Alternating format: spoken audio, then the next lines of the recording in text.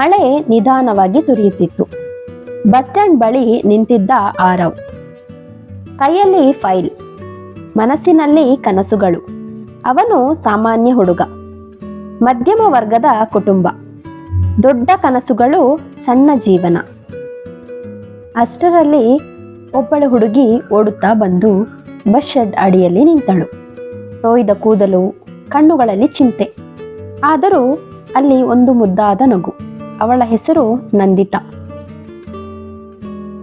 ಅವಳು ತನ್ನ ದುಪ್ಪಟ್ಟವನ್ನು ಸರಿಪಡಿಸಿಕೊಳ್ಳುತ್ತಾ ನಿಂತಾಗ ಅವರಿಬ್ಬರ ಕಣ್ಣುಗಳು ಮೊದಲ ಬಾರಿ ಭೇಟಿಯಾಯಿತು.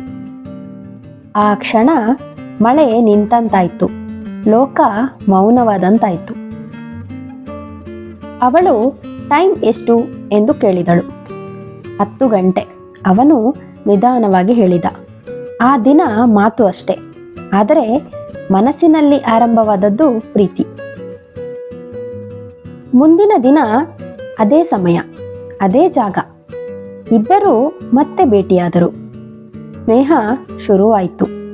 ಸ್ನೇಹದಿಂದ ಕಾಳಜಿ,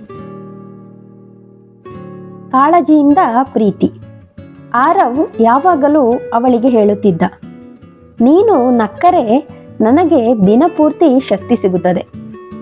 ನಂದಿತಾ ನಗುತ್ತಾ ಹೇಳುತ್ತಿದ್ದಳು, ನೀನು ಇದ್ದರೆ ನನಗೆ ಭಯವೇ ಇಲ್ಲ.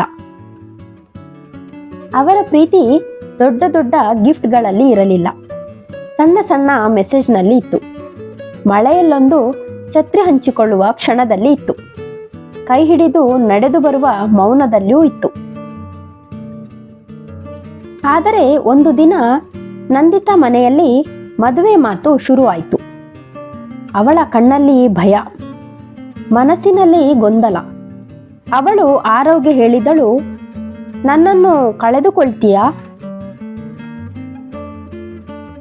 ಆರವ್ ಅವಳ ಕೈ ಹಿಡಿದು ಹೇಳಿದ, ನೀನಿಲ್ಲದೆ ಜೀವನ ಸಾಧ್ಯವಿಲ್ಲ, ಆದರೆ ನಿನ್ನ ಸಂತೋಷವೇ ನನಗೆ ಮುಖ್ಯ.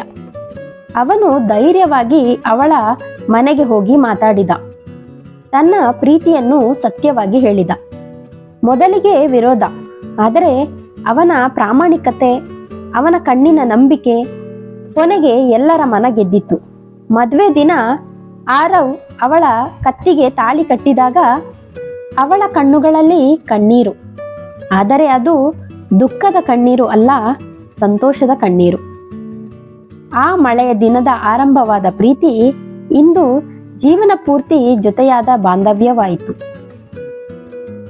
ಪ್ರೀತಿ ಅಂದ್ರೆ ದೊಡ್ಡ ಮಾತುಗಳಲ್ಲಿ ಅಲ್ಲ, ಸಣ್ಣ ಕಾಳಜಿಯಲ್ಲಿ ಇದೆ.